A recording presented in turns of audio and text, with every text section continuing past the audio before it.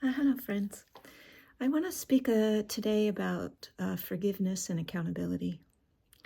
Forgiveness is the practice of gathering the conditions together in order to release that which binds us to the past. Forgiveness is not an act of will.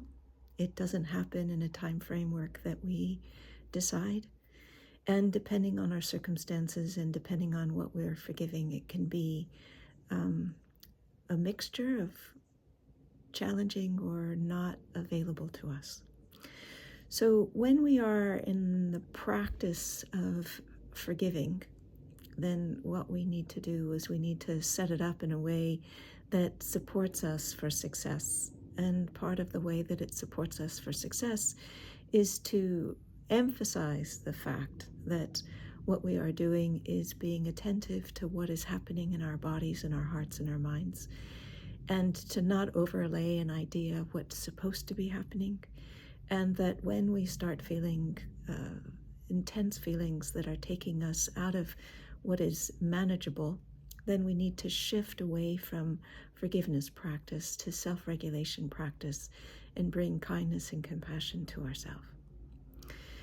So when we are involved in the practice of forgiveness, we need to remember that the main reason for doing this is to release the pain of what binds us to the past, to release what holds us and binds us to anger and to hatred, to open ourselves up to kindness and compassion, and to recognize that as human beings, we make mistakes, other people make mistakes, and that as we are able to come to terms with the human vulnerability and frailties of what it is to be alive in these human bodies and have capacity to forgive ourselves, then we have capacity to forgive others.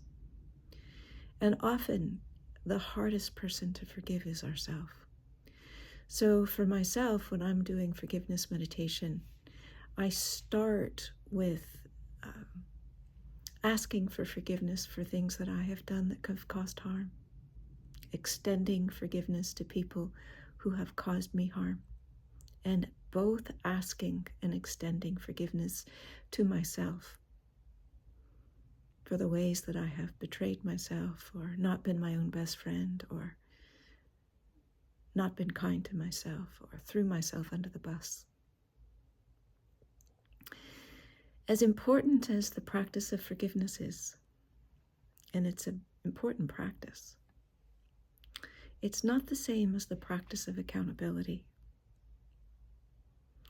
So forgiveness binds us from the pain that keeps us tethered to the past. Accountability allows us to recognize the cause and effect of our behavior and its consequences,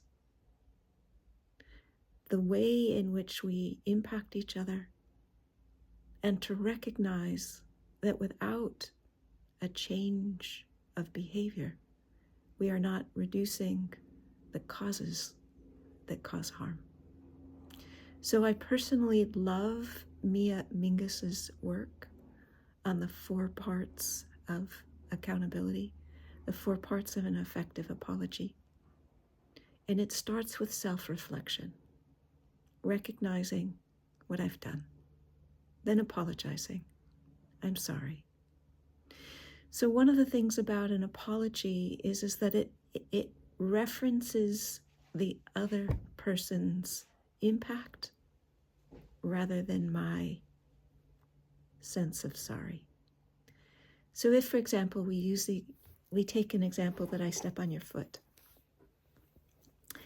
and I say to you, I'm sorry, I'm so sorry, I'm really so sorry, I'm really, really, really so sorry, it doesn't help your foot. If I say, I'm sorry, and then I say, what does your foot need? Do we need to sit you down? Do we need to get a bandage? Are you bruised? Did something break? Do we need to get you some medical care? There's the apology, and then there's the change of focus of attention to the action of the impact of what happened. So the repair is, can I help Can I help do something to make sure that your foot is okay? And then the next part is, I promise that if I see your feet in front of me, I'm going to do my best not to step on them. So when we make an apology or ask for forgiveness without going through those 4 steps of reflection, apology, repair, and changing behavior, we have words, but we don't have anything that back them up. So I've lived in communities for many, many years.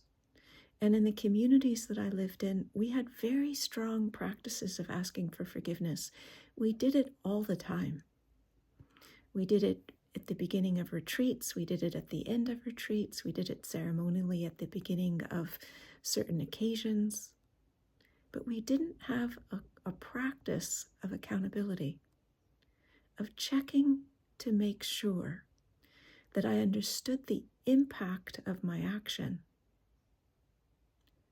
that I was tracking what happened for you when I did this, that I apologized for the impact of my action, and that I was aware of the behavior that caused it.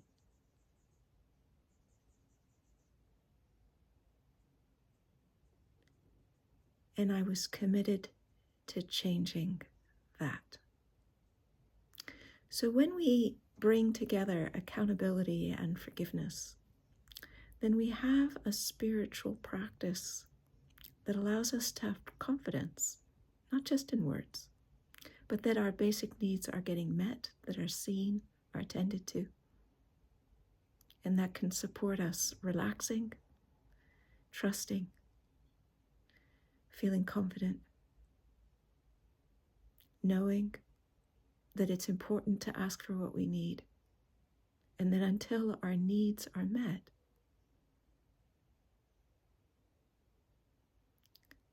it's not going to be easy for us to trust. And that's part of understanding the nature of cause and effect. So I offer these for consideration, and if it makes sense to you, use them.